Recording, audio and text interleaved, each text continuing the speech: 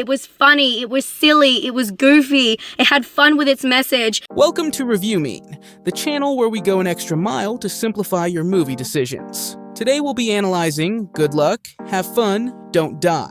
It's about a man who takes the patrons of a Los Angeles diner hostage, claiming he's from the future and needs to get recruits in a quest to save the world. The movie stars such as Sam Rockwell, Michael Pena, Zazie Beetz, and others. So is it any good? As usual, we'll check out what reviewers had to say, give our score, and end with some reviewers' comments.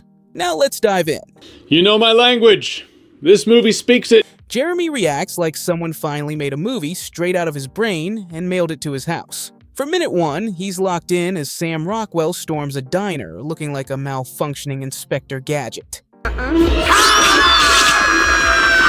He starts ranting about AI ruining humanity, with maximum old man yells at cloud energy. Jeremy eats it up. He loves the chaotic time travel setup, the surprise ensemble reveals, and the dark comedy that casually jokes about stuff you probably shouldn't joke about, but somehow makes it work. Sure, he spots the ending twist from about 500 miles away. There was a reveal at the end of the movie I saw coming 500 miles away. But he doesn't even care because the ride is so fun and unhinged. He calls it his favorite movie of the year. At first, Adam's in love. The diner intro, the camera moves, the dialogue, Rockwell going full chaos. He's basically ready to crown it movie of the year 10 minutes in. That's funny, because it's real. Then the runtime hits. Suddenly, the movie feels like 4 Black Mirror episodes duct taped together and jogging in place for 2 hours. He still laughs a lot and genuinely likes chunks of it, but keeps looking at the clock like it owes him money.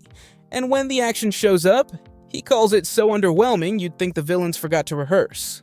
If you're looking for a lot of action, perhaps tread somewhere else. Ultimately, he thinks it's a good movie, but isn't sure you should rush out and see it. Christy and Alonzo adore the title. One of the best titles we'll get all year, for no sure. question. They treat the whole movie like a chaotic amusement park ride they didn't want to end. For them, Rockwell's 10-minute I'm from the future speech is cinema gold. They love the zany Verbinski energy, the ensemble chemistry, and the wild tonal swings, after they were distracted by the diner location. As seen in One of Them Days. You totally beat me to it. This is also where Keke Palmer works. Yes, it's too long. They openly admit you could cut 20 minutes, but they forgive it because the movie feels earned and epic. Bottom line, they had a blast and happily recommend it. Chris says Sam Rockwell is bacon. Sam Rockwell's like bacon. He makes everything better. And I totally agree. Also, his description of Rockwell's character's appearance is more spot on than mine. He looks as though he stumbled through a clothing drive and was attacked by industrial hospital equipment while having a heap of trash dumped over his head. Chris likes the mystery of whether Rockwell is a time traveler or just completely unhinged, appreciates the emotional backstories, and vibes with the melancholy undercurrent. But he also gently points out that all those flashbacks slow things down, until the movie starts to feel like it's taking scenic detours. Stakes get a little fuzzy, pacing gets chunky, and it runs long. But he still finds it oddly charming and heartfelt. He gives the movie 3.5 couches and a polite nod of approval. Emma went in totally blind and came out totally blown away. Her reaction is pure chaos energy. What the hell did I just watch? In the most complimentary way possible. The movie is dystopian, bleak, violent, very violent. To her, it's Black Mirror on espresso shots. Louder, weirder, more violent, somehow funnier. She loves how electric and fast it feels, how it keeps yanking you from laughs to existential dread without warning. The genre? All of them. Comedy, sci-fi, drama, horror. Just throw everything in the blender. She's shocked by how brutal it gets and admits it might take multiple rewatches to process. But she's completely exhilarated and gives a very favorable score. Now let's round up the numbers and convert to percentage. The Review Mean score for Good Luck, Have Fun, Don't Die is 76% compared to 83% on the Tomatometer. Have you seen it? What score would you give it? When you stack all the opinions together, the vibe is clear. It's not polished or perfectly tight, but it's the kind of ambitious, slightly unhinged ride that's way more fun than forgettable.